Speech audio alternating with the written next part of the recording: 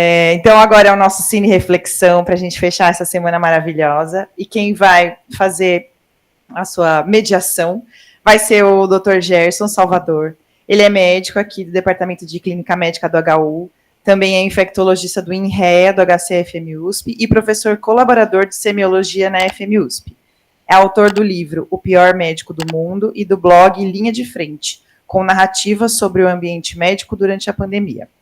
Atuou também como consultor de projetos audiovisuais, como o filme Depois do Universo, da Netflix, as séries Nhaque, do GNT, Mundo Mistério, também da Netflix, Santo Maldito, Star Plus e Unidade Básica da Universal. Bem-vindo, Dr. Gerson.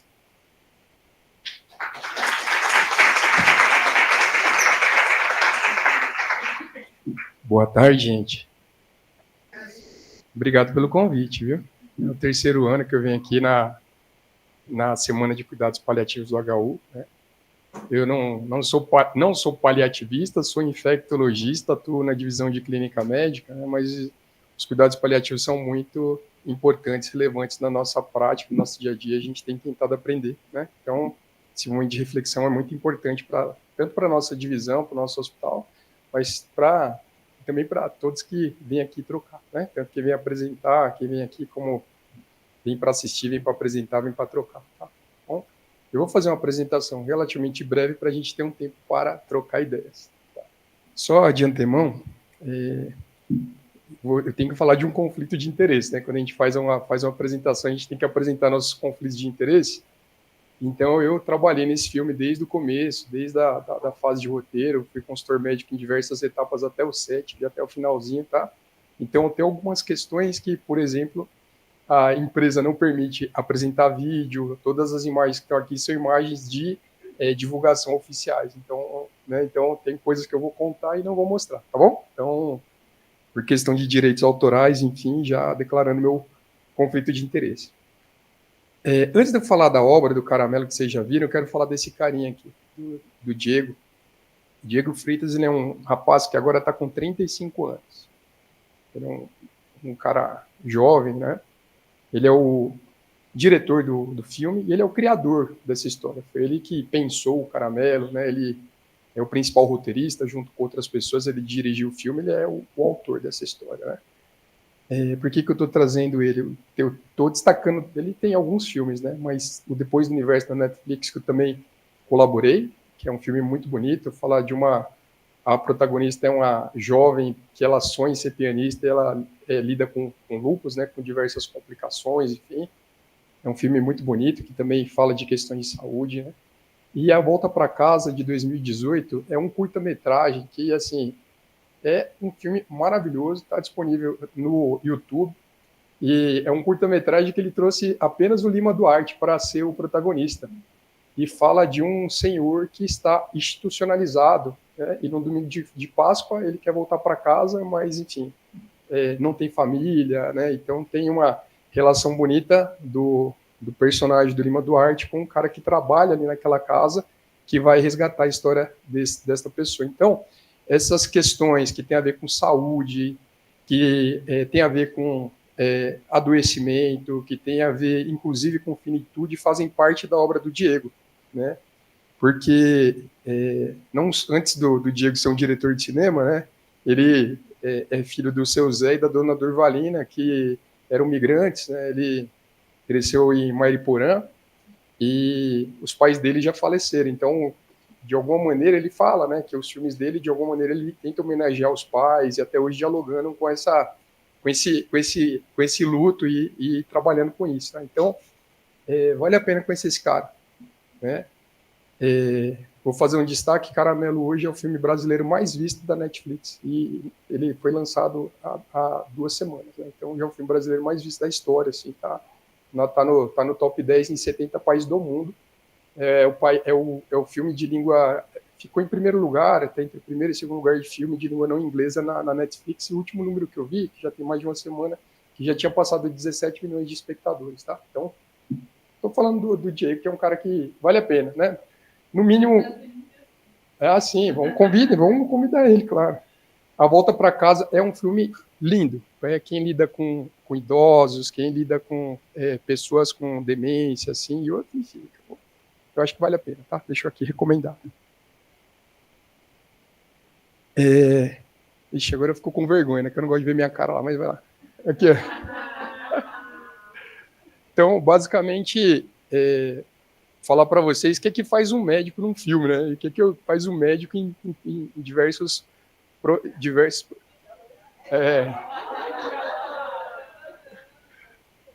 Então, basicamente, eu tenho uma consultoria que trabalha com saúde, não só em questões de audiovisual, né? Então, mas é uma dos nossos principais trabalhos. E eu sou roteirista, fiz a formação completa em roteiro de cinema, tem alguns projetos autorais que ainda não foram filmados e tal. E a partir de então fui convidado para trabalhar em alguns projetos, né? No Caramelo em particular, eu comecei a trabalhar numa fase chamada argumento, que é quando vem o primeiro texto, assim, antes do roteiro estar estruturado, né? E aí, enfim, trabalhei junto com... Acho que tem mais foto aqui, deixa eu ver. Ah, não, eu trabalhei junto com o pessoal do cenário, da cenografia e direção de arte para visitar serviços ali, tentar reproduzir um hospital, né? Então, fazer um destaque aqui para o meu amigo Thiago Kendi, que nos recebeu lá no Hospital Santa Paula, é o meu colega de turma, né?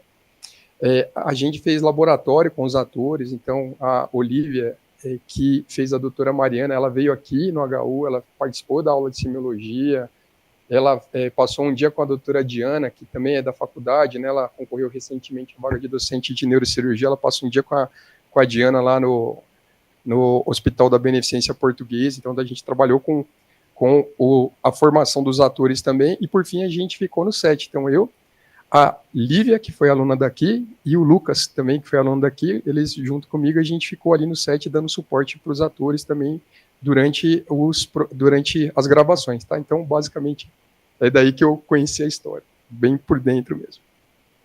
Então, também fui orientado a não dar spoilers, né? Então, vou ver aqui como é que eu me viro, né? Então, mas basicamente esse carinha aqui aliás, deixa eu só ver, quem não assistiu Caramelo ainda? Bom. Então a maior parte das pessoas assistiram. Então, o bonitão aqui é o Pedro, o Rafael Witt, né? Antes de falar do Pedro personagem, falar que o Rafael também foi um cara muito engajado nesse projeto, né? Então, vou fazer aqui um destaque, ele teve, junto com pacientes que têm câncer, que estão sob cuidados paliativos, em vivência, né? Então, o Tom, que é o cara que cuida do Instituto Ana Michele Soares, e também um cara que trabalha com audiovisual, deu suporte para essa oficina, para essa formação, né? E em relação aos cachorros também, ele é um cara que é apaixonado por cachorro, né? Ele adotou um dos cães lá que teve lá, não. Então ele teve muito engajado. E aqui é o Pedro. O Pedro é um cara que ele sonha em ser chefe de cozinha. Ele é subchefe, ele está quase chegando lá, ele está numa ascendente, né? E ele está num momento em que as perspectivas profissionais dele estão se abrindo, certo? E ele é um cara que está afastado da família dele, né? Mostra ali a mãe tenta se aproximar dele, mas ele está muito focado no trabalho, está muito focado nos desafios que estão dados. Certo dia, a cozinha que o Pedro trabalha, ela é invadida pelo Amendoim aqui, que é outro ator, né? O Caramelo Amendoim, que é o protagonista canino do Caramelo. E esse carinha invade a cozinha. Isso aqui não é propriamente um take do filme. Vocês estão vendo que eles estão ali mais ou menos desarmados. Ali é uma cena de bastidor, né? Também da divulgação da Netflix.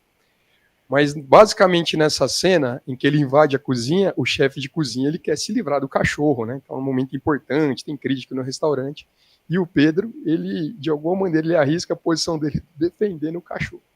Então ele defende o Caramelo e aí eles se vinculam, né? Então,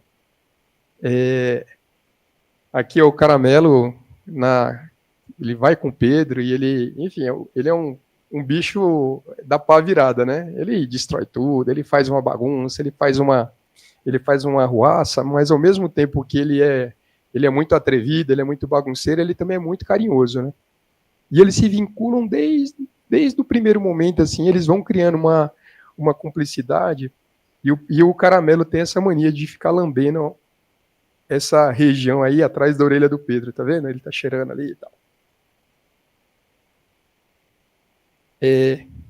Próxima etapa, o Pedro, ele entra numa situação caótica na vida dele, ele só pensa no trabalho, ele vai ter oportunidade de ser chefe do restaurante, né, porque, enfim, e aí ele está se sentindo mal, ele está sentindo desconfortos esquisitos, né, ele chega a tentar se livrar do Caramelo, entregar o Caramelo para adoção, e em um determinado momento, ele tem uma intercorrência e ele entrando na ressonância, né. O resultado desse exame, aqui, tá aí a Olivia. Ela é muito querida também. Eu vou contar um recorte aqui do laboratório da Olivia, né? Então, ela teve aqui no HU, veio para a aula de propedêutica, ali lá no...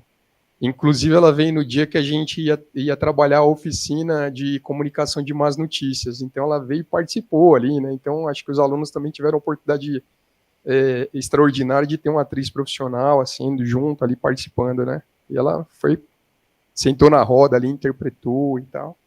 E ela junto com a Diana Santana, né, lá no dia que a gente foi na Beneficência Portuguesa.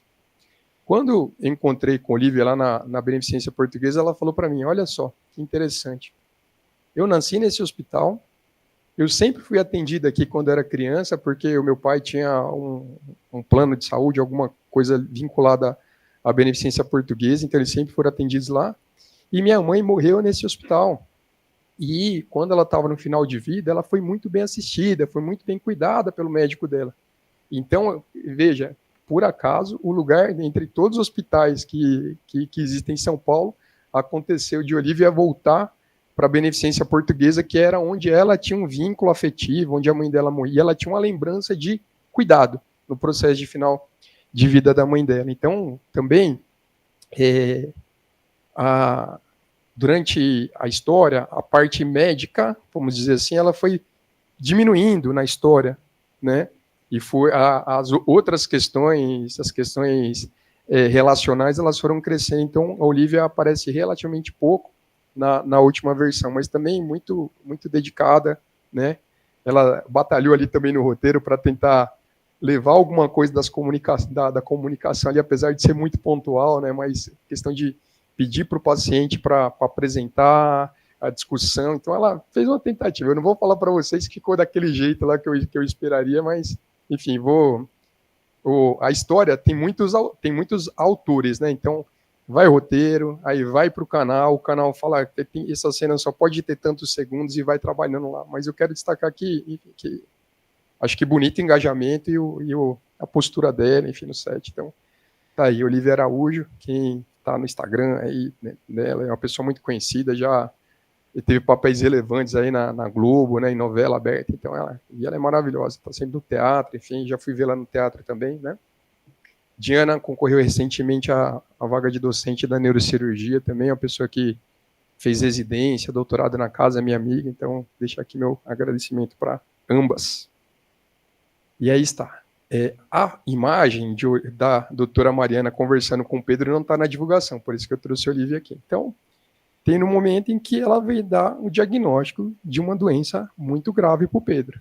Então, o Pedro está bem, tem dor de cabeça, não vai passar no analgésico. Ele para no hospital, depois de um evento, né, no próprio restaurante. E aí, ela vai mostrar para ele que há uma massa no local que o Caramelo ficava lambendo ali. Então o Pedro descobre que tem um glioma. E desde o primeiro momento, ele pergunta de possibilidade de cura e ela fala, ó, a gente vai falar de qualidade de vida. É possível você ter qualidade de vida e tal. Vou confessar para vocês uma coisa, viu? Eu batalhei para o paliativo, está explícito, tá? Mas não rolou. Espero que nas próximas... Vou contar um segredo, vou fazer aqui um corte assim, cortei e vou trazer aqui. De 2016 a 2018, eu trabalhei muito num projeto de série de televisão para cuidados paliativos. fizemos um projeto, eu e 2 produtores. Olha que a gente procurou, e assim, as pessoas falavam, terminamos o projeto mais ou menos em 2020, né?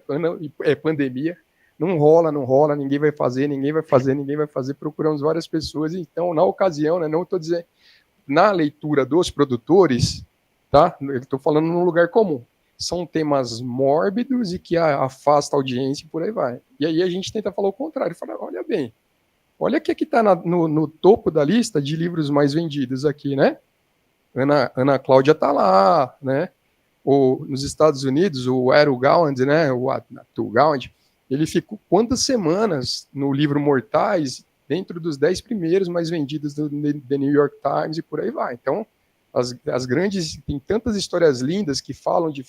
Agora, falar de cuidados paliativos ainda é um tabu na mídia, né? Eu tô falando aqui, compartilhando que eu gostaria que tivesse sido mais explícito, tá? Então, a partir disso, a Mariana fala desde o começo que vai se falar de qualidade de vida. E aí está o Pedrão na cozinha, lidando com o seu diagnóstico, né? Como ele vai fazer, ele se sente perdido, né? Porque ele acaba de assumir a chefia do restaurante, que era o sonho dele, o grande objetivo de vida dele, e ato contínuo ele recebe um diagnóstico de uma doença muito grave e que a médica já fala que, no caso dele, já no começo, não tem perspectiva de cura. E aí, essa cena não tem a imagem, mas o Pedro, ele volta para resgatar o caramelo. Ele tinha entregue o caramelo para um abrigo, e ele volta para resgatar o caramelo, muito retornando o vínculo, né? Então ele é um cara que tudo que ele quis era ser chefe, agora ele era chefe, e né, qual o sentido da vida dele nesse momento? Ele de fato ele tinha gostado do caramelo, né? Do mesmo jeito que ele não abriu a possibilidade de ficar com caramelo nesse primeiro momento, a mãe dele, que é uma pessoa que ele gosta muito, por exemplo, mas ele fala para a mãe que ele não tem tempo de vê-la, né? Então, ele vai se reaproximar, ele busca o caramelo, ele toma um esporro da veterinária, né, que é a Camila, porque, né, você veio aqui para quê, você e tal, mas ele resgata o caramelo e ele fala também da gratidão, porque o caramelo estava mostrando para ele que alguma coisa não estava bem e o caramelo antecipou o diagnóstico dele de alguma maneira, né, dentro da dinâmica do filme.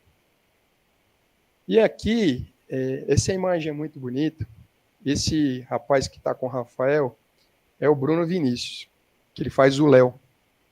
Um dia, estava eu na Raposo Tavares aqui, né? Fui aqui num evento de uma pessoa conhecida aqui, encontro o Bruno ali. Ele estava lá na churrascaria também, então ele é daqui da região de Osasco, aqui da região da Raposo. O Bruno, ele levou muito bem esse personagem aqui, que é o Léo. Mas muito bem. É uma atuação linda, linda. O personagem Léo é um personagem muito bonito, e o Bruno, ele fez um Léo maravilhoso. Léo, ele é o que a gente chama de dinâmica, ele é o cara que vai tentar animar ali o protagonista, né, que chega ali numa situação de derrota, né, ele chega ali sem querer conversar, ele chega ali todo fechado, e o Léo, desde o começo, começa a fazer brincadeira com ele, né, você não é câncer de testículo, então você não vai perder as bolas, você está reclamando de quê, e alguma coisa assim. Então, o Léo, ele faz um alívio cômico, né, mas o tempo inteiro, quando o Pedro está afundando, ele está se afastando, ele está desistindo, né? O Léo puxa o Pedro. Vamos lá, né? Ele até meio, ele fala alguns lugares comuns, né? E o Pedro fala, arrumei um coach agora, mindset, etc. Mas assim, marque que o Léo, ele é o cara que está o tempo inteiro puxando. Vamos lá, vai dar certo, encara o tratamento, né? Veja só, eu tô aqui há muito tempo, né? Tem uma fala do Léo que é muito interessante. Ele fala, não ligue para os números. Ele fala, o Jalecos toda hora vem aqui e fala um monte de número, mas eu já vi gente que tinha 99% de chance de cura tá no porão, e gente que tinha 5% de possibilidade de cura tá bem hoje. Então não liga porque eles estão falando, toca a sua vida. Você hoje está aqui, você está bem e você vai tocar a vida, certo? Então, eu quero fazer essa cena muito bonita. Você pode ver a cenografia bem caprichadinha ali e tal. O pessoal da direção de arte trabalhou bem, né? E aí, muito estimulado pelo Léo, que é o cara que puxa ele, e pelo Caramelo também, ele vai se reaproximando do que é importante para ele. E ele lá mostra o reencontro dele com a mãe dele. Ele vai até a mãe dele. E aí fica muito claro que, assim, quando o Pedro ele está querendo ser chefe de cozinha, ele está tentando levar o legado da família dele, que a mãe dele até é a melhor cozinheira do mundo. Ele leva pratos da mãe dele para um restaurante, tipo, a coxinha da mãe dele faz sucesso no restaurante, né? E são pratos que vêm de geração, que a avó ensinou para a mãe, e ele acabou. E o Pedro, ele perdeu o pai, criança, então ele e a mãe dele ali são um núcleo familiar, né? E tem uma questão que o Léo também trabalha muito com o Pedro, que ele não conta para a mãe dele tão cedo. O Pedro não consegue falar para as pessoas, nem para os colegas de trabalho. Ele não consegue falar. Uma das colegas é amiga dele, de fato, mas ele não consegue falar para os amigos, ele não consegue falar para ninguém que ele tem câncer e que ele está tratando. Então ele está absolutamente em silêncio, tá? Então eu só vou comentar. Depois eu sei que vocês vão perguntar e a gente troca ideia. Ele não fala. Quando ele vai para a casa da mãe, tem até a cena que ele senta e vai falar: mãe, eu tô com câncer e tal, e daqui a pouco mostra que ele estava imaginando, na verdade. Ele vai vir aqui para você me ensinar a fazer uma moqueca aí, que eu quero trabalhar lá no meu restaurante. Ele acaba não falando no primeiro momento, mas ele vai se aproximando, né? O Caramelo faz uma farra lá também, ela fica feliz que arrumou um neto, né, e tal. E aqui, ó, amizade, família, amor. A Camila, que é a veterinária que esculacha o Pedro, porque ele abandonou o Caramelo no primeiro momento, largou lá no abrigo dela, né? E ela é a que cuida dos cães ali, eles vão se aproximando, né? A situação, ela tá ali entregando tudo, né? Ali, tá mostrando ali e tal. Então eles vão flertando, eles vão se aproximando. Mas o Pedro também não é um cara, assim, ele não tem muita iniciativa, né? Ele fica esperando ali o que vai acontecer. Ele também está preocupado com a questão de saúde, de se envolver num relacionamento, sendo que ele não sabe o que vai dar no tratamento.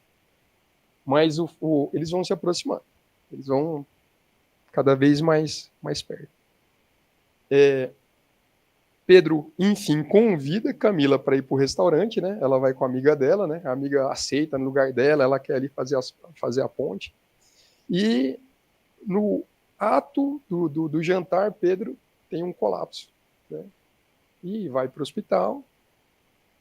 E nessa ida dele para o hospital, a Camila fala para ele, ela se apresenta como esposa dele. Isso é interessante, eles não tinham dado nem um beijinho, ele só fica ali, papapá.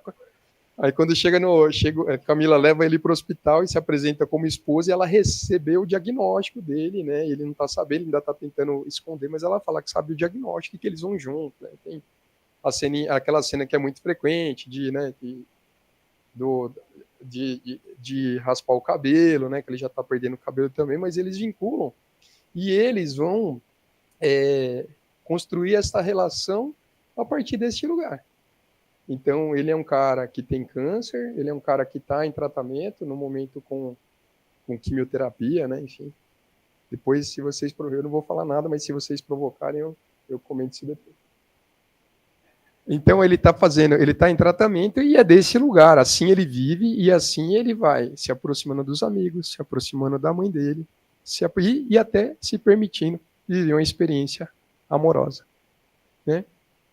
No ano passado, a gente falou aqui do filme A Guardiã da Minha Irmã, né? E tem uma cena interessante, porque são dois jovens que estão tratando câncer, os dois estão muito graves, e ali eles namoram, se aproximam, vão pro baile junto, essas coisas todas. Então, de alguma maneira, ele escuta o que o Léo fala para ele, né? Se joga, você tem hoje, você tá bem, vai lá, vive o que você tem para viver, certo? E aí a Camila, ela também é importante nessa dinâmica do Pedro. O Pedro, ele fala o Léo chama o Pedro para uma ação, ele fala assim, ó, você tem que deixar a sua marca no mundo. Você vai ter, porque o Pedro, ele está numa situação que a médica fala para ele que ele tem uma semana para uma cirurgia. O Pedro tem medo de morrer durante a cirurgia, também teria, né, se fosse abrir a minha cabeça, então justificadíssimo, ele sabe que tem uma doença muito grave, ele sabe que o último dia dele pode ser, então ele tem, o Leozinho fala para ele, mas você tem 6 dias, cara, O que você vai fazer até lá? Vamos viver, vamos deixar a nossa marca no mundo. E o Léo, ele é artista, ele desenha, ele grafita, né? É bonito, eu gosto muito do Léo. Eu acho que é o personagem, depois do Caramelo, acho que é o personagem que eu mais gosto, né? E aí, eles vão lá, tá vendo, fazer o cachorrinho e tal, o Léo zoa aí, ele fala, seu grafite com a merda, mas pelo menos tá aí, né? Então tem uma provocação ali, eles ficam bem amigos, né? Bem próximos e tal. E também a Camila vai passando por um problema lá no abrigo de cães, um problema financeiro e tal. Então eles vão tentando arrumar uma solução, o Pedro vai tentando arrumar uma solução em conjunto com o Léo para resolver a situação do abrigo de cães, né? Aproximando a culinária e o cuidado de cachorros. Então vai fazendo ali um trailer que vai servir as pessoas e vai servir... Enfim, então, nesse contexto de doença, então Pedro, que se permite ter amizade, se permite voltar a ter vivência familiar, se permite viver um amor, se permite viver algumas aventuras e se permite também, mesmo não estando, né, no lugar que ele se realizaria como chefe lá no restaurante, ele se permite se realizar profissionalmente dentro de uma outra possibilidade. Ele inventa em conjunto ali, frente aos outros problemas que estão dados, ele inventa possibilidades, certo? Então, por fim, Leozinho, sem comentários, sem spoilers. Por fim, Pedro ele vai passar pela cirurgia, né? Naquele momento ali que o Pedro vai para a cirurgia, tá todo mundo ali naquela tensão, porque ele tá mal, né? Ele tem uma cena ali, ele quer se despedir do Caramelo, porque ele... eu falei que não ia dar spoiler, entreguei tudo. Então ele vai se despedir do Caramelo, mas ele quer agradecer, né? Porque logo antes dele retornar para o hospital, ele tem um outro colapso no contexto ali do lançamento do trailer, enfim, e o Caramelo salva ele de novo. E ele fala que o Caramelo salvou ele várias vezes, né? Lógico que essa cena ela acaba sendo até muito didática, muito explícita e tal, mostrando essa salvação, mas de alguma maneira, antes do Caramelo entrar na vida do Pedro, ele era só, bote aspa, muita aspa nesse só, né? Mas ele era um jovem ambicioso, completamente dedicado a uma questão muito específica, que era a vida profissional. E, de alguma maneira, ele estava negligenciando diversas outras facetas da vida, que o Caramelo também, né, e os outros dinâmicos, e ele se perceber mortal, fizeram com que ele mudasse de atitude, e ele, pelo menos na dinâmica do filme, ele conseguisse viver com, enfim, diversas outras facetas da vida que o Pedro, de fato, não estava aproveitando. E, por fim, depois da cirurgia, a gente tem uma sequência que é muito bonita, que mostra Pedro casa com Camila, Pedro tem filho, Caramelo vai ficando velhinho ali, vai acompanhando o Pedro em tudo, e ele mostra ali a dinâmica de amizade deles, e Pedro vai fazendo procedimentos de reabilitação e tudo. E a gente vê Caramelo velhinho, e Pedro ali, alguns anos depois, são 12 anos, se eu não me engano, depois de 12 anos, Pedro, o Caramelo ali, muito cansadinho ali, né, já numa situação ali, sabe, quando a gente, quem já teve um cachorrinho que viveu muito, na hora que ele tá querendo ficar quieto ali, e o Pedro fala, eu sei que é que vai te animar, e leva ele pro mar, nessa cena que ela é muito bonita, ela é linda. Eu provoquei o Diego, né, quando a gente estava ali, eu até recebi a versão do roteiro, né, o Caramelo, ele gosta de mar, ele vai pra praia, ele gosta de tubarão, ele curte o Baby Shark e tal, né, e no final ele vai lá pro mar. Eu falei, Pedro, o que tem a ver o cachorro ir pro... Diego, o que tem a ver o cachorro ir pro mar? Ele falou assim, meu amigo, isso aqui é poesia. É poesia. Né? Tem alguma coisa que não tem uma explicação lógica no encadeamento da história, mas é poesia. E o final ficou realmente muito poético, muito bonito, né? Um arrebol ali, a cor ali, a cor do céu quase caramelo, né? Com o filme, e eles ali curtindo a praia.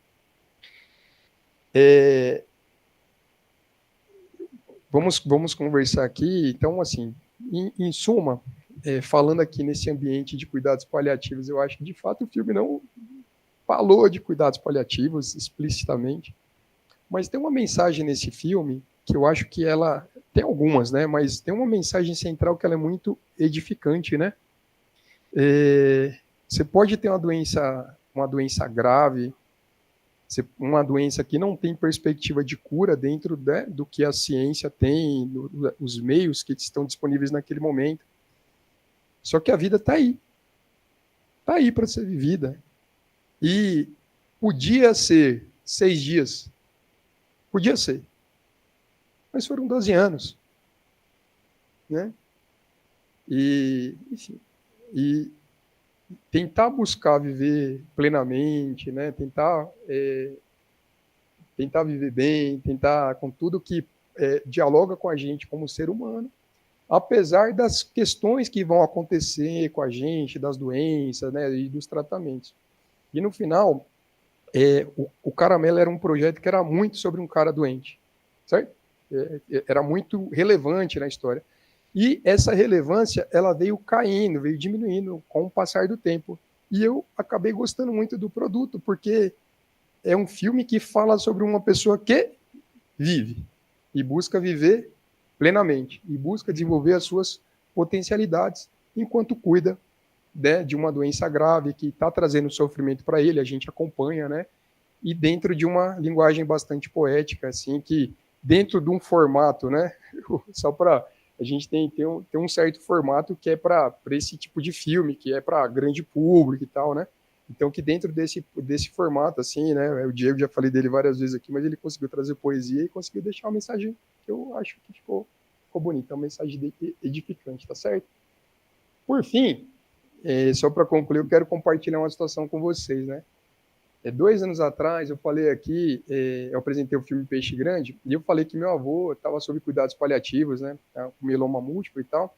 E meu avô faleceu em abril agora, né, no dia 26 de abril desse ano, ele faleceu na casa dele, lá no sertão, absolutamente confortável, bem cuidado, inclusive um suporte médico da Vanessa Arata, que é geriatra e trabalha em Feira de Santana, e no final estava cuidando dele ali por telemedicina, tá? Então, em paz, bem na casa dele, absolutamente confortável, tá? Então, como eu falei lá para trás e compartilhando aqui com vocês também. Então, é isso. Então, o que a gente aprende aqui, a gente leva para nossa vida, e isso tem mudado também a dinâmica de quem está em volta de nós. Tá certo? É isso. Vamos para o debate. Obrigado.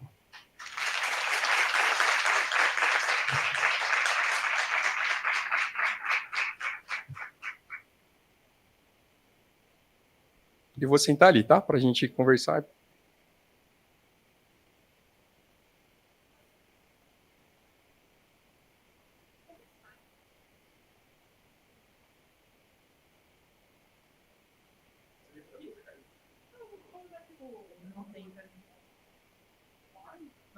Não tem.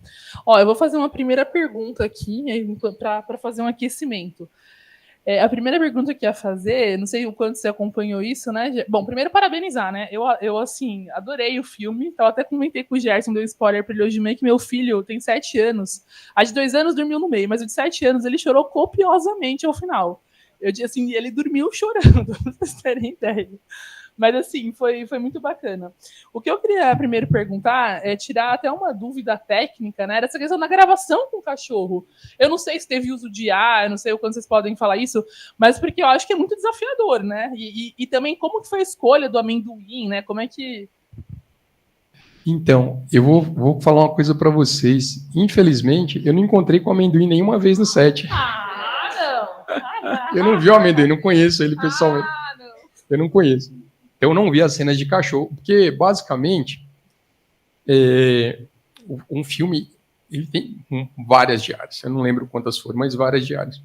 E mesmo as diárias médicas, que acho que foram 6, 7 dias, eu não pude estar presente o tempo todo, porque eu estou fazendo as outras atividades. Então, felizmente, aí a Lívia Mansano e o Lucas Casuto me ajudaram muito a estar lá no set e tal. Então, infelizmente, eu não conheci o amendoim. E a escolha dele, uma pessoa vinculada ao filme, né, que ele encontrou o amendoim no momento que eles estavam pensando, mas qual vai ser o cachorro, quem vai ser? O amendoim surgiu assim, para uma pessoa próxima, que inclusive estava responsável por encontrar o cachorro para o filme, né? Mas ele a ideia era ser um caramelo já, ou não? Não, já ele seria um caramelo e tal, estava pautado e assim não tinha encontrado ainda. E aí era um caramelo, do mesmo jeito que ele apareceu na vida, o caramelo aparece na vida do Pedro, eu não sei o nome do rapaz, mas ele apareceu na vida de uma pessoa, daí que a pessoa adotou o amendoim foi treinado, né? Ele, desde jovenzinho ele foi treinado para cumprir esse papel e cumpriu de maneira exímia, né? Mandou muito bem. Então ele surgiu, né? Vira-lata, né, cara? Os vira-latas, eles surgem e... Eu sou a Júlia, sou psicóloga aqui. Tem uma cena do filme que me marcou muito, é quando ele ia fazer a cirurgia ou ele não estava bem, e aí ele queria ver o caramelo e a namorada dar um jeito de levar, né, o caramelo para o hospital, né? Isso é um debate que a gente sempre faz, né, da entrada dos animais no hospital, porque cada vez eles são mais importantes, né, na vida das pessoas. Lá no HC Criança, onde eu trabalhava, a gente tinha visita de animais, mas ainda não eram os animais das crianças, né, eram animais treinados, enfim, né. Mas eu fiquei pensando nesse debate também, né, porque vários pacientes que eu já atendi, crianças e adultos, traziam essa angústia de não poder despedir do animal, de não poder estar com o animal, e daí na cena do filme, na hora eu fiquei assim, meu Deus, ele tem que conseguir ver o caramelo. E aí fiquei pensando nesse debate também, assim, né, do cuidado paliativo também, a gente pensando nesse vínculo com os animais aí. Eu vou comentar, Júlia, eu acho que é fundamental, né, porque assim, a gente tem configurações de família diversas, e hoje, né, o animal, ele faz parte da família, né, então o cachorrinho, ele tá ali, ele tem nome, ele tá ali, ele tá dentro do contexto, né, então, eu trabalho com controle de infecção lá no Instituto Luci Montoro, né, a gente não tem bem uma rotina, mas tem um procedimento padrão, de possibilidade de visita de bicho, de cachorro especificamente, aí tem avaliação, laudo do veterinário, tem que estar vermifugado, tem algumas questões assim, mas assim, dentro do ambiente do hospital, né, o cachorro não vai oferecer um risco, eu não sei se para o cachorro vai ser saudável estar aqui, entendeu? Então, assim, né, eu acho que a gente tem que flexibilizar, e no geral, o hospital, ele serve para cindir o ser humano do seu contexto. A gente tira a pessoa da sua família, das suas relações, e aqui é um corpo, entendido? Então, acho que a gente tem que ter um compromisso de resgatar o cuidado do sujeito no limite do que for possível, certo? Então, o cachorrinho eu sou favorável, acho que tem que ter protocolo, sim. No Luci são, assim, porque assim, existem aqueles grupos, né, de cachorros visitadores, ou pode ir o cachorro da pessoa? Então, vamos lá. Já teve, eu criei esse procedimento lá quando teve a demanda de uma ONG para levar cães para visita.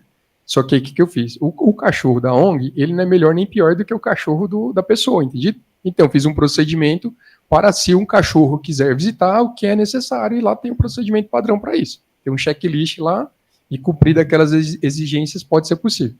Ponto e vírgula, não existe uma rotina de cachorros visitarem, né? Eu estou dizendo que existe um procedimento e que da nossa parte não existe um impedimento.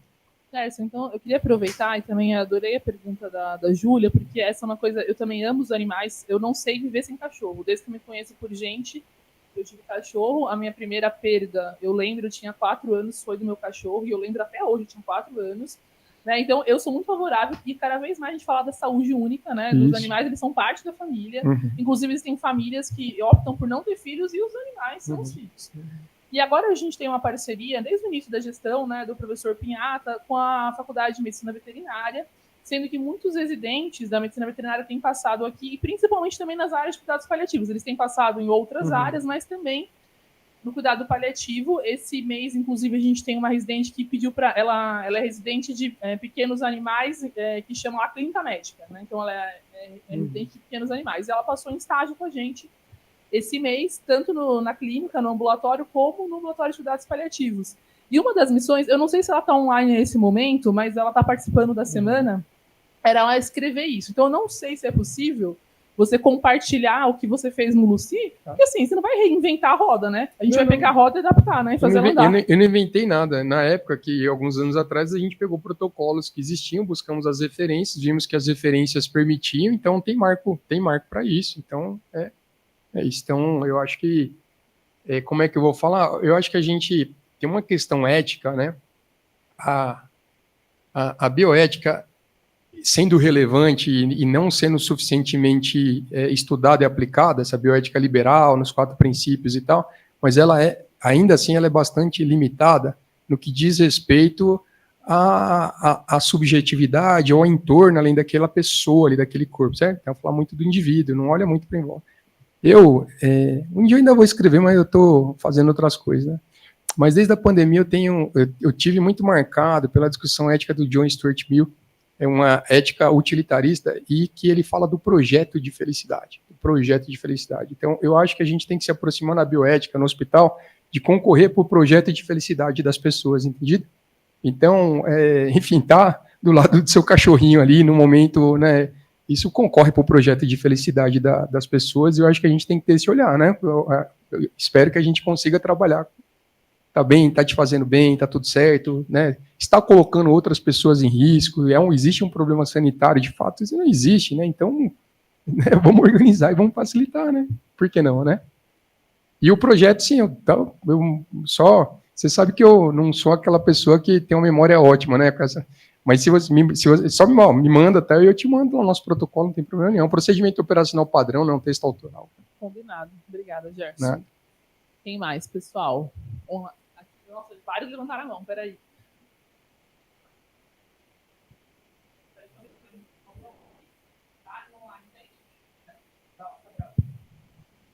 Boa tarde. Tá dando para ouvir? Mais perto. Não, eu queria só pontuar uma questão que também apareceu em outras palestras, da questão do luto. O professor estava comentando como ele se abriu para amor, para amizade, para todo tipo de experiência, apesar da doença. E não foi... A minha percepção é de que nem foi tão apesar, né? Mas foi por conta, né? Perfeito. E da gente entender o luto quase como uma... Claro, a gente não espera que as pessoas tenham que esperar o diagnóstico da sua própria terminalidade batendo na cara para ter essa realização, e a gente tem a vida com os nossos entes queridos para também ter... Oportunidades de luto não faltam ao longo da vida, né? Mas é curioso perceber que muitas coisas na vida são difíceis de acessar, em termos de ver a vida com perspectiva e de ter uma determinada presença diante das situações, antes de ter um contato muito forte com luto, antes de passar por alguma perda muito relevante, né? Como uma oportunidade de incorporar, não de uma forma racional, mas de uma forma física, a ideia de que a gente termina, de que a vida termina, porque a gente aprende isso relativamente cedo, mas aprender isso e sentir isso é diferente, né? A impressão que eu tenho é que tem coisas que a gente só vai conseguir alcançar na vida depois que a gente sente que a vida acaba, né? A gente sente a questão da impermanência, e diversas tradições religiosas também vão tentar colocar a gente próximo dessa perspectiva, né? Cabral, eu concordo. É isso. A nossa dinâmica de vida dentro da grande cidade, dentro dessa dinâmica do pós-capitalismo, desse capitalismo financeiro, né? Tá todo mundo na batalha, velho. Tá todo mundo com financiamento, com coisa correndo atrás da carreira e de outras coisas assim. Então, o Pedro, são muitos de nós aqui, né? Principalmente as pessoas que estão nessa fase. Ele tá virando os 30 anos, tendo uma perspectiva de ascensão profissional. E quem aqui, né? Tô falando a gente aqui que tá na área da saúde, quem aqui em algum momento não teve tempo para atender uma pessoa querida que ele procurou, né? Eu vou contar uma experiência minha. Tem um amigo meu, cara, que ele pediu para almoçar comigo 3 vezes e eu não pude. Não posso. Aí ele mandou uma mensagem para mim de áudio: cara, eu tô com linfoma, tô tratando. Essa coisa, o tempo apareceu na hora. Tá entendendo qual é o negócio? É um cara que eu gosto muito, cara. Ele felizmente tratou, tá bem, né? E aí eu falei, pô, cara, o cara 3 vezes pediu para almoçar comigo, ele não falou para mim do que se tratava. Na hora que ele falou, cara, eu tô com linfoma, vou começar a tratar e tal, não sei o que, eu falei, pô, Então, eu acho que isso ajuda a gente a refletir o que nos aproxima da nossa humanidade, né? E a doença, ela nos aproxima do que da humanidade mesmo, né? E eu falei aqui do Gandhi, né? O texto dele em português se chama de mortais. Em inglês é being mortal, né? Tipo, tornando-se mortal. É isso. Quando você se liga que você é mortal, você vai ficar adiando tudo para sempre, né? Aquela coisa que você só vai fazer daqui a 10 anos e tal, aí você não, né? Então, eu acho que é isso. Eu acho que não é só apesar da doença, mas talvez pela doença também, né? Então, é isso. Agradeço. E por fim, só mais uma. Eu tive no show do Gil, cara. Gilberto Gil, cara.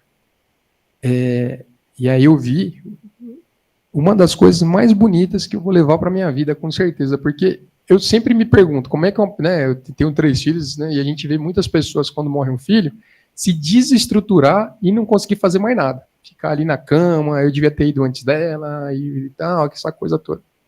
E Gil tá lá, tocando a guitarra, pulando e tal, muito ativo, né? Muito, né, potente. E aí, na hora que fala da Preta, ele fala assim, Preta, Pretinha, né? Aí ele falou mais ou menos assim, eu vou tentar parafrasear. Ele fala assim, as religiões não entraram num consenso sobre o que acontece, algumas falam que vai para cima, outras falam que vai para baixo. Aí ele fala, eu não sei onde você está ou se você está, mas por você ter estado, você sempre estará com a gente. Olha que lindo. É isso, cara, e estamos aí, né? Então, assim, eu acho que a gente falar sobre luto, né, tirar esse verdadeiro tabu, né, pode ajudar a gente também a lidar com os nossos lutos, porque eles estão aí, né? Eles estão aí. Todo mundo vive muitos lutos, né? Todo mundo vive, né? É isso. E se permitir vivê-los também, eu acho que é importante, né? É importante a gente viver e se permitir sentir, né? Gerson, boa tarde. Parabéns pela conversa, pelo filme. Eu assisti ele quando lançou, acho que 2 semanas para trás. Inclusive, minha mãe lá em Santa Catarina mandou mensagem para eu assistir, porque ela disse que chorou muito.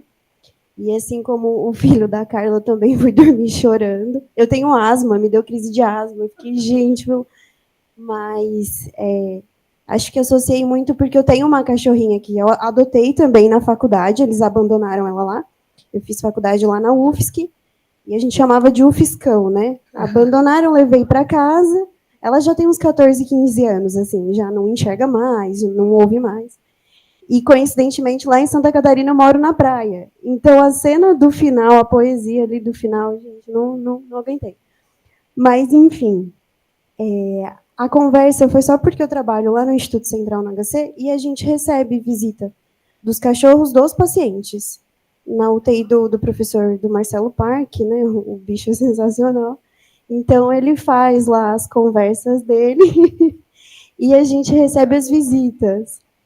É muito legal. Aí eu mandei mensagem agora para a galera de lá questionando como que faz. Eles falaram o seguinte, a gente preenche um formulário e aí a equipe de humanização lá do HC entra em contato com o familiar pedindo as exigências, que é vacina antirrábica e banho. Tá bom. Tá bom. E banho. A princípio é isso. E aí pode levar uns bichinhos. É muito legal. Tem de todos os tamanhos, eu já vi. O importante é que a gente tem uma representante da nossa equipe de organização aqui, então já pode levar, tá, a demanda. Vai ser sua responsabilidade. Aqui, né? Depois tinha alguém aí? Depois você, né, Mayara? Boa tarde, doutor Gerson. Eu sou Ana Carolina, eu sou farmacêutica, faço residência aqui no H1, né? Gostei muito do filme, parabéns. Aí já assisti outros filmes que o senhor comentou também, adoro, principalmente o Depois do Universo, acho que também tem uma pegada ali da área da saúde, de cuidados paliativos bem interessante. Eu tenho me apaixonado cada dia mais, aprendendo aí com a doutora Alice, com o pessoal do Ambulatório de Cuidados Paliativos, sobre cuidados paliativos, né? Eu tinha uma visão muito diferente sobre cuidados paliativos.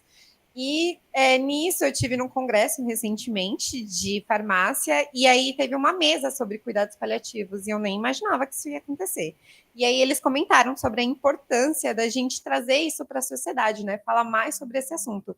E aí eu parei para pensar, né? A gente vem tendo algumas novelas, teve o Bom Sucesso, teve essa agora Vai na Fé, que é uma novela recente, falando aí, trazendo mais sobre cuidados paliativos. E o senhor comentou, né, sobre um projeto que tinha escrito e que está tentando aí inserir. E eu queria saber como que é a sua visão. O senhor acha que vai conseguir mais para frente a gente inserir mais isso na sociedade? Porque realmente, assim como eu, que sou da área da saúde, já trabalhava na área hospitalar antes de vir para a residência, tinha uma visão errada. Eu acredito que a sociedade também tem uma dificuldade assim, em entender cuidados paliativos. Tá. Eu tenho uma impressão que a gente artificializou demais o processo de fim de vida com uma ilusão. O século XX vendeu uma ilusão, né? Então, até metade do século XX não tinha antibiótico em escala industrial, né? Então, assim, da transição do século XIX para o século XX, o Lister conseguiu, né, trazer técnicas seguras para cirurgias ascéticas, anestesia e tal. Qual foi a mensagem que foi passada, principalmente dentro dessa sociedade industrial? Se você investigar tudo, você descobrir precocemente as doenças, você se torna imortal, certo? É isso. Tanto é verdade que a gente, quando você pelo menos tive essa experiência, mas não sei se vocês também, você vai num velório, as pessoas falam, também não se cuidava, não tomava o remédio, você está entendendo? Parece que a pessoa tem culpa de morrer, entendeu? E que em algum lugar, não, e as pessoas têm dificuldade de aceitar. A gente fica trabalhando isso com os residentes todo dia. A Patrícia me contou aqui algumas cenas, né? A gente fica trabalhando com as pessoas o tempo inteiro, porque o paciente, por exemplo, chega numa situação de ele já está em fase final de vida, ele chega instável, morrendo no hospital, a gente reconhece, está cuidando deles, e aí eles falam, mas e a família? Rapaz, você tem que acolher a família e informar o que é que está acontecendo, ninguém tem que ter ter uma procuração registrada em cartório para, né, um juiz determinar a pessoa poder morrer, né? Então, entender a nossa limitação e entender também que as nossas intervenções, elas causam muito sofrimento. E aí, se eu vou fazer uma discussão ética de fato, e essa discussão ética, ela é importante, ela está na ordem do dia, né? Mas tem questões que vão em volta que, minha impressão, né? Talvez seja um tanto ousado eu falar isso, mas a minha visão de mundo ela é muito materialista dialética, vamos dizer assim, né? Eu não sei tanto, mas assim, não podia estudar mais, mas assim, eu gosto do alemãozão lá, né, do Carlinhos. E basicamente tem questões de mercado nas coisas. Então, assim, você tem uma linha de produção em que a economia dos países depende, sim, da pessoa no processo final de vida ficar ali sofrendo diversas intervenções. Falar que o rei está nu é doloroso para as pessoas, porque você vai falar para o cara assim, cara, você está aqui, né? É um termo que eu uso, eu nunca escrevi ele, mas assim, é quase uma indústria de carne humana, entendido? E com uma certa urgência, porque uma pessoa que está morrendo, se você não fizer um procedimento logo, o procedimento não vai ser feito. E isso tem impacto na cadeia de produção e quem está ganhando o quê? E o complexo médico industrial vive disso. Agora, qual é o ponto de mercado que vai estar na outra parte? Este modelo, ele também é insustentável. Então, você também tem um interesse comercial de outra parte, fala assim, opa, principalmente das áreas de securitização, que vão pagando as contas também, entendido? Então, a gente não está aqui, então tem forças que estão em volta também aí, certo? Então, eu tenho a impressão que dentro dessa insustentabilidade, é absolutamente sustentável. O Gawande fala disso no livro dele também, né, da indústria de tentar fazer, né, esticar no máximo possível a vida das pessoas. Tem muita gente falando sobre isso, né? Tem um cara chamado Bernardet, cara, que eu vou falar dele, cara. O Bernardet, ele é um professor de cinema aqui da USP, emérito, tá? O Bernardet, ele é um filósofo, antes de tudo, né? Ele faleceu agora no começo desse ano. Foi um cara que eu procurei para falar da série, né? Aí fui lá no apartamento dele, lá no Copan, cara de pau, né, cara? O cara liga pro professor titular aposentado, vamos fazer uma série aí, o cara foi lá na casa dele. Eu sou meio cara dura. Aí fui lá, e ele foi um cara que falou para mim, ele falou, ninguém vai querer fazer a sua série, né? E qual que era por que eu fui procurar ele? O Bernardet, ele escreveu um texto, se eu não me engano, em 2018, chamado Tirei o Corpo Fora. tirei o corpo fora. Por quê? Ele tinha um diagnóstico de um câncer de próstata, absolutamente assintomático, mas ele tinha algumas metástases na coluna. E ele começa a tratar com hormonioterapia e radioterapia. E ele começa a passar muito mal. E ele questiona o médico dele, fala, por que eu estou fazendo esse tratamento? Ele fala, para sua qualidade de vida, né? Não é curar, mas para sua qualidade de vida. Que qualidade de vida? Ele fala isso, o termo que ele usa, né? Eu sou um cara cheio de vontade, disposição, cheio de tesão, a palavra do Bernardet, para fazer as coisas e tal. Isso aqui está acabando com... Eu estou tomando essa hormonioterapia, eu não sinto energia para nada, né? Eu me sinto uma pessoa, eu não quero fazer isso. E aí o Bernardet fala que tira o corpo fora, e ele fala da fantasia que essa indústria médica tem, e ele fala o seguinte, eu não preciso da Varian, que é a máquina da radioterapia, mas a Varian precisa do meu corpo para se reproduzir. Olha o que ele fala. E ele fala que ele publicou num blog e um monte de gente manda mensagem para ele, que você está querendo se matar, você quer morrer? Eu que quero morrer, eu quero viver, eu quero fazer meus filmes, né? Ele vira ator no final da vida dele. Fez vários, é um cara fantástico. E ele fala, se eu posso morrer de outra coisa e não desse câncer, que ele não está me causando nada, ele inclusive questiona, porque o médico dele não falou para ele isso antes, quando fez a prescrição, e ele larga tudo. Durante a pandemia, cara, eu falo, às vezes, como é que ele tá e tal, passou a pandemia bem, e ele fala, eu tô com 83 anos, não enxergo, não tô conseguindo enxergar bem, tô ficando cada vez pior, por que eu vou ficar fazendo esse tratamento no pouco tempo que eu tenho para aproveitar a minha vida e fazer meus projetos? Então, Jean-Claude Bernardet faleceu aos 87 anos de AVC neste ano e viveu plenamente, e se eu não me engano, entre ele largar esse tratamento que para ele, eu estou particularizando, eu não estou dizendo que não esteja indicado para ninguém, eu acho que as pessoas têm que ser orientadas, riscos e benefícios, dentro da sua autonomia, tomar decisões.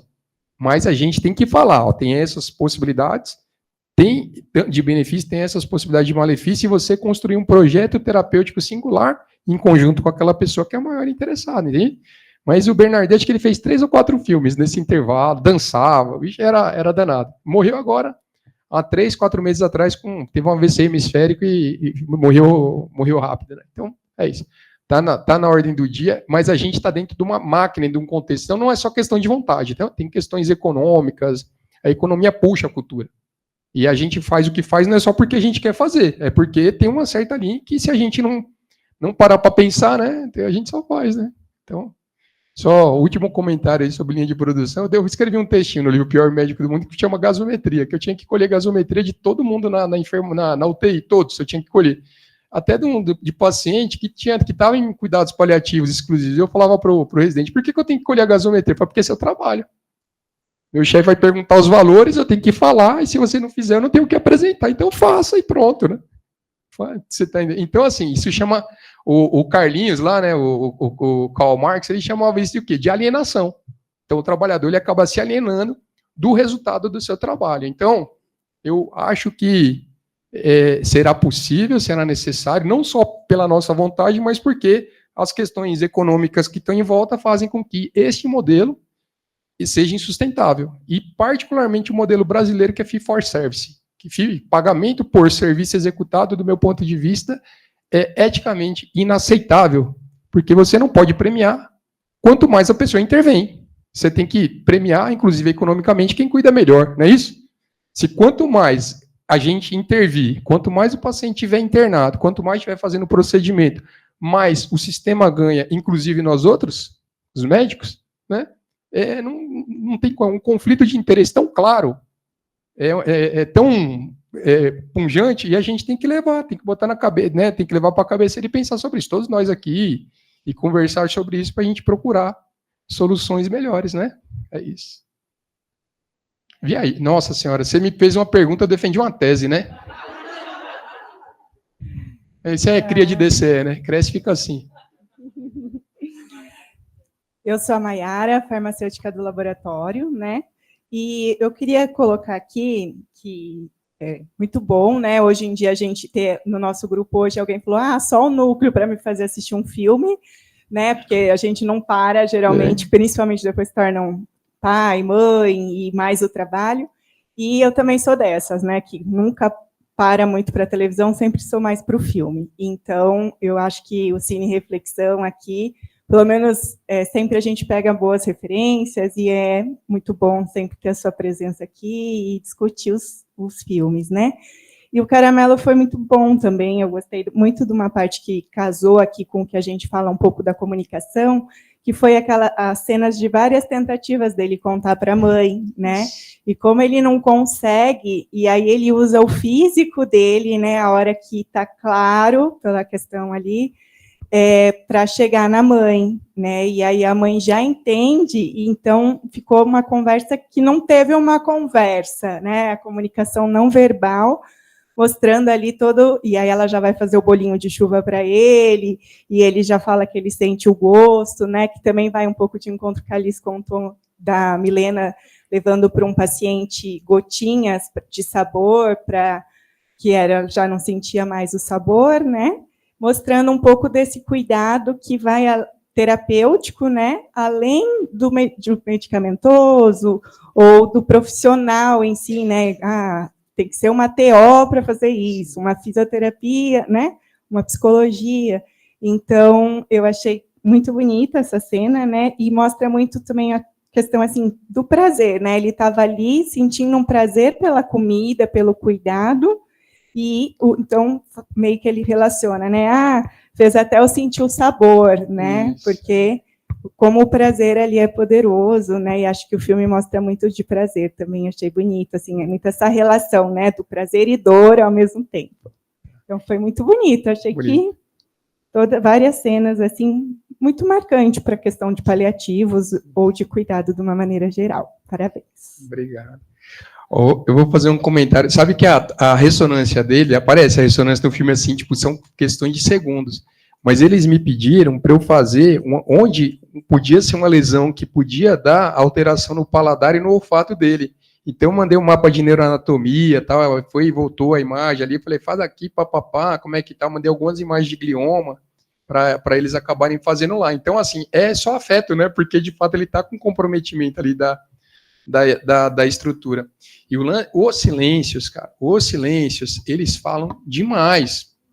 E o silêncio é o principal texto que a gente precisa trabalhar quando a gente vai falar com os nossos alunos sobre comunicação, comunicação não só de más notícias, mas comunicações conflituosas demais. Por quê? A gente gosta de chegar e mostrar, esse é o diagnóstico, esse é o tratamento, etc, etc. Até porque, se eu estou com uma palavra, eu estou com poder, eu estou numa situação, bote aspas assim, de conforto, é mais confortável, né, do que eu ter que entrar ali no universo do outro, né.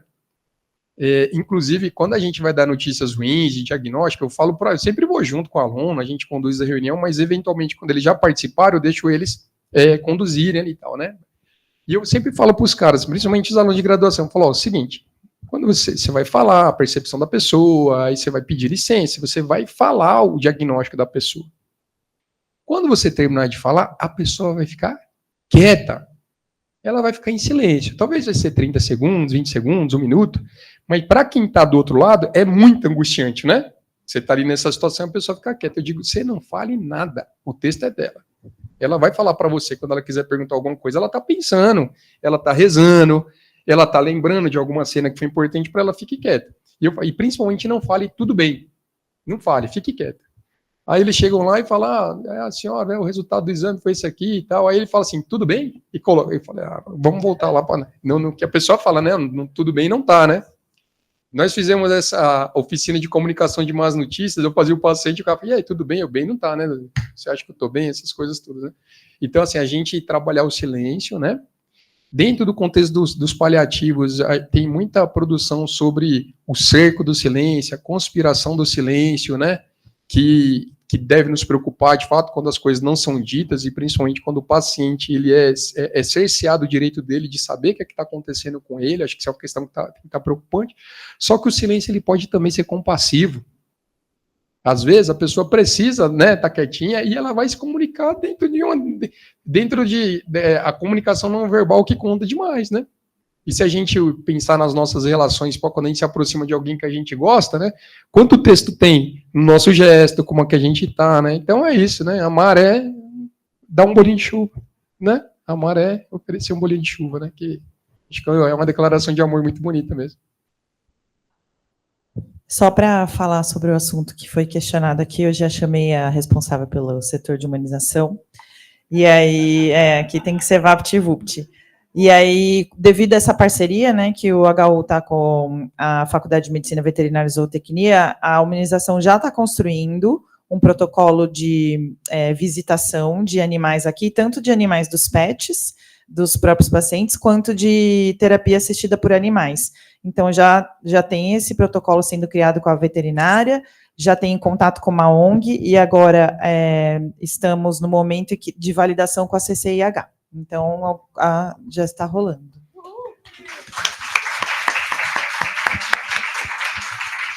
Tem perguntas no online? Não? Então, deixa eu fazer um comentário aqui, Gerson. Tem uma parte do filme que, assim, eu falo, não tem spoiler, porque, assim, Cine Reflexão tem que assistir antes. Então, vou dar um spoiler agora e acabou. Que, assim, eu nem sei, né? Eu acho que é anticlímax que fala, não sei, depois você me conta, porque tem uma cena lá do trailer, que o Léo vai lá, pinta com ele o trailer, fica, pô, que bacana, né? Vai ter inauguração do trailer, não sei o que lá. No dia seguinte, ele chega pra químio, tem um outro cara no lugar do Léo. Cadê o Léo? Aí chama ali o enfermeiro de lado ele. Então, deixa eu te contar, o Léo morreu ontem, né? Tipo, essa parte, assim, isso acabou comigo. Acho que foi a pior cena do filme, entendeu? Assim, de sofrimento. Por quê? Porque, assim, o protagonista, ele tava naquela, tipo, né, pô, tô aqui com essa doença, vou ter que operar, não sei o quê. E o outro tava, não, olha lá, viva a vida, viva a vida, viva a vida. Até que um dia a vida daquele acabou, né? Então, eu queria que você comentasse um pouco aí essa... Cara, eu chorei também lendo o roteiro, cara. Pô, depois o menino, eu gostei do moleque, cara, do Bruno Vinícius, o ator, cara. Ele é um cara legal, cara. Gostei dele, ele é muito bom. É um jovenzinho. E assim, isso chama plot twist. Plot twist. Plot twist. Plot é enredo.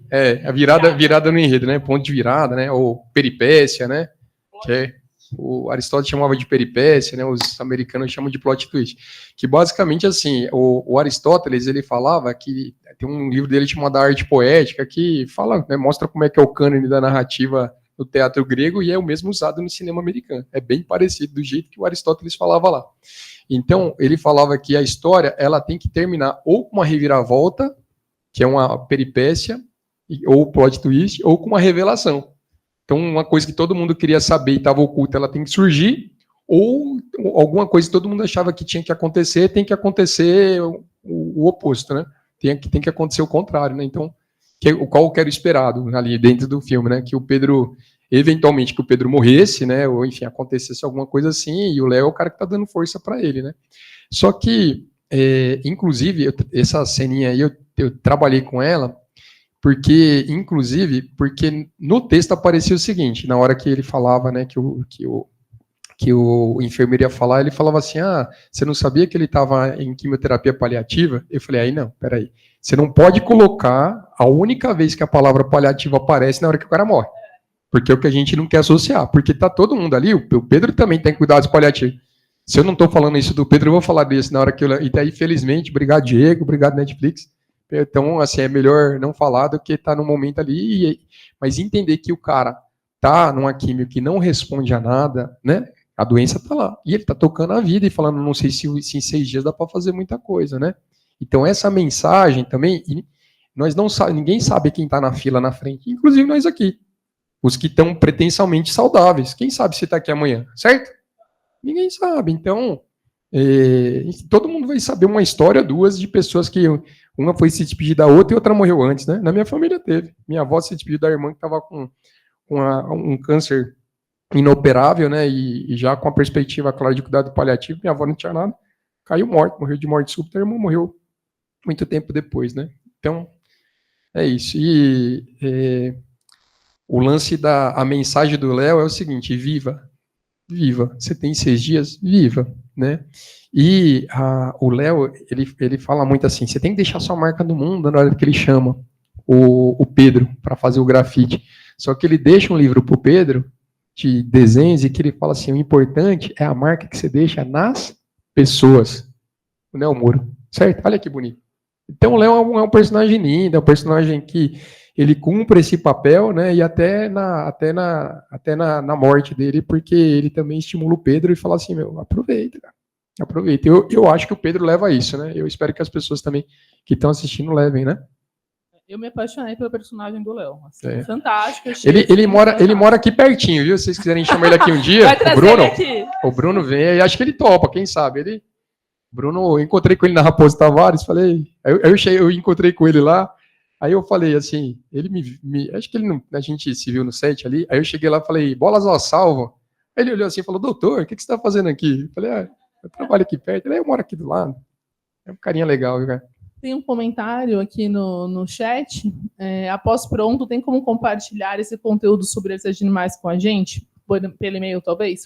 Uma coisa que eu acho que dá para fazer, João, a gente, né, no site do HU, talvez compartilhar, porque isso é uma coisa que pode ser replicada por outras instituições. Eu acredito que não tem nada de secreto nisso, então a gente pode adaptar cada um para a sua realidade, mas eu acho que a gente pode ter esse compromisso aqui. O pessoal me ajuda a lembrar depois, gente, que isso aí estiver pronto. Mas, de qualquer forma, eu quero do Gerson, porque assim, a gente vai olhar, ver o que dá, né, para fazer ou não. À disposição. O que mais, gente?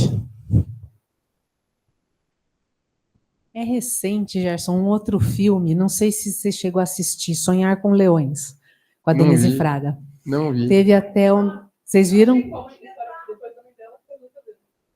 Oi? Na verdade, a Denise Fraga perdeu a mãe, e aí ela falou muito do como viver, né, os últimos momentos, e o filme é uma leitura muito... É interessante, porque, na verdade, a personagem da Denise Fraga, ela não quer paliar nada, ela quer dar um jeito de morrer. Né? E aí, enfim, no começo é uma coisa mais caricata, porque ela tenta se matar, e o marido dela, porra, meu, de novo, o cara não. Ela vai dar um tiro nela mesma, pega de raspão no cara, enfim. É até meio... É muito caricato. E, enfim, ela é alguém que vai atrás da morte, e nessa jornada aí em busca da morte, eu acho que ninguém se deu conta do quanto ela viveu. Então, foi uma discussão interessante, né, sobre morte assistida, Sonhar com Leões. Eu fui no Belas Artes, então, estreou no Belas Artes, a Denise Fraga foi, eu fui na estreia, aí chamaram 2 psicanalistas para fazer um debate também, o diretor do filme, foi bem interessante.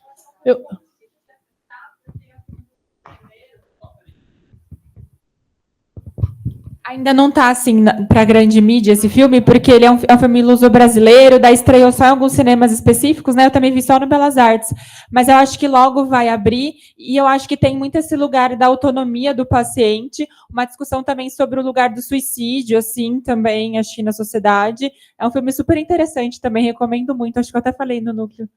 Eu acho que o que mais me chamou a atenção foi uma fala, né, que a Denise Fraga fala assim, eu quero morrer enquanto eu sou eu. Nossa.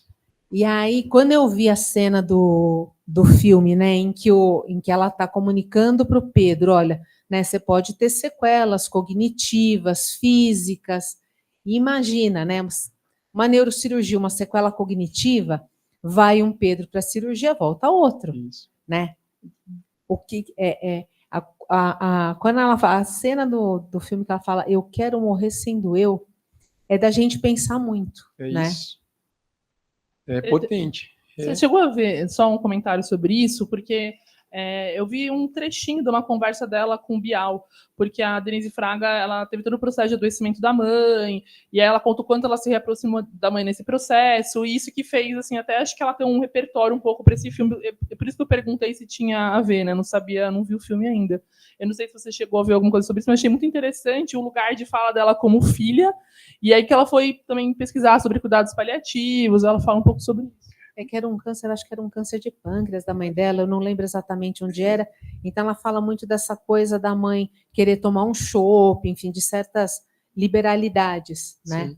E eu vivencio um processo de finitude com a minha mãe que está com Alzheimer, né? Uhum. E às vezes você olha quem é a dona... Não, aqui não é a dona Valquíria, não, no final das contas é a dona Valquíria, assim, né?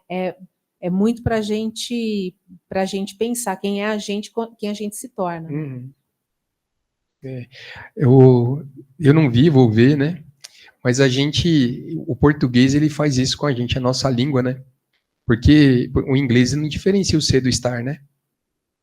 Então, a gente diferencia o que é ser e o que é estar. Isso é uma coisa muito importante para a gente, né? Então, e a gente vai mudando com o passar do tempo e a gente se torna outras coisas que a gente não era antes, né? É isso.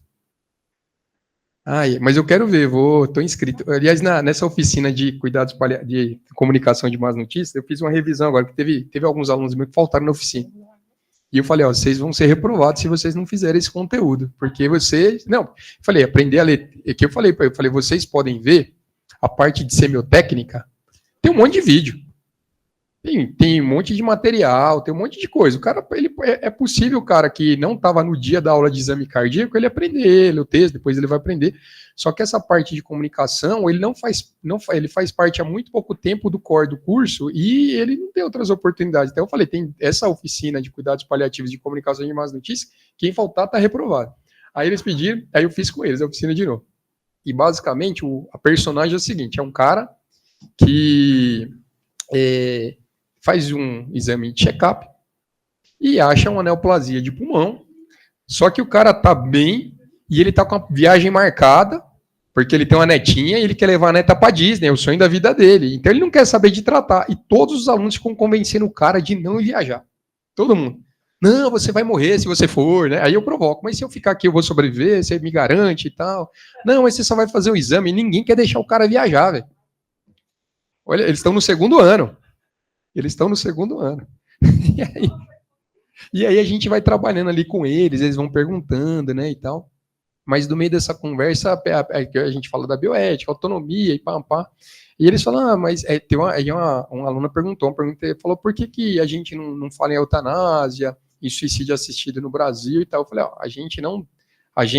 existe uma sociedade liberal, conceitos que vieram principalmente da Europa, depois que a gente já estava aqui, e o Brasil ele foi fundado como uma colônia, baseado num paternalismo, e a gente não tem uma cultura de autonomia. Eu vou dar pelo menos 3 exemplos para vocês que é proibido, o Estado não permite, e se fizer, você está cometendo crime. Então, uso de drogas, né, aborto e eutanásia. Essas 3 questões, ou suicídio assistido que seja, ou o próprio suicídio, é isso. Então, esta autonomia, ela é até certo ponto. E não é só que isso tem uma certa cultura, né? E outros países também que, né?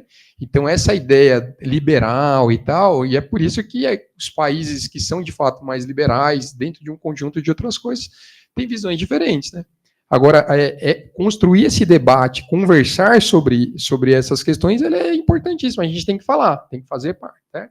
No dia que vai ser possível, algum momento, se a gente vai se aproximar ou não dessa legislação, é uma outra conversa, mas a gente não pode se eximir de conversar, né? A gente tem que poder falar sobre isso. Eu pedi aqui o microfone só para comentar que é nessa hora também que ele fala que ele, quando dá essa notícia que ele pode ter as consequências, que vem essa sensação dele do se despedir do caramelo, né? E olhando assim, não quer dizer, ele pode morrer na cirurgia. É também no sentido dele voltar sendo outra pessoa e o caramelo não reconhecer ele, né? E aí ele tem essa relação de respeito ali com o animal, para o animal entender que talvez ele não vai voltar a ser o mesmo, né? E aí foi muito bonita também essa cena. E ele fala, né, explicitamente que do medo que ele tem e tal, isso aí é isso. De alguma maneira ele também encara isso pelo caramelo também, né? Então, é isso. Então, no argumento lá para trás, basicamente, a história era o cara que chegava uma hora que ele ia desistir, o cachorro estimulava ele, de fato, a encarar o tratamento, as outras coisas. Então, isso faz muita... E ali no final, delicadamente, né, e o Rafael também, ele faz de uma maneira... que eu considerei muito boa, assim, porque numa medida ali, né, passa a verdade, delicado, sem muitos, né, é isso, com seus silêncios, mas isso está dito lá, isso é bonito mesmo, acho lindo, muito, muito bonito. Obrigado. Mais perguntas, gente? No online não tem nenhuma? Alguém aqui do presencial quer fazer mais alguma? Não? Considerações finais, Dr. Gerson? Não, foi um prazer, eu adoro essas histórias, né, eu gosto de trabalhar com as histórias, né, enfim, né, É isso. Já está convidado para a quinta semana. Tá bom, vai ser um prazer. Obrigado pelo convite. Tá um prazer estar com vocês. Obrigado quem está online aí.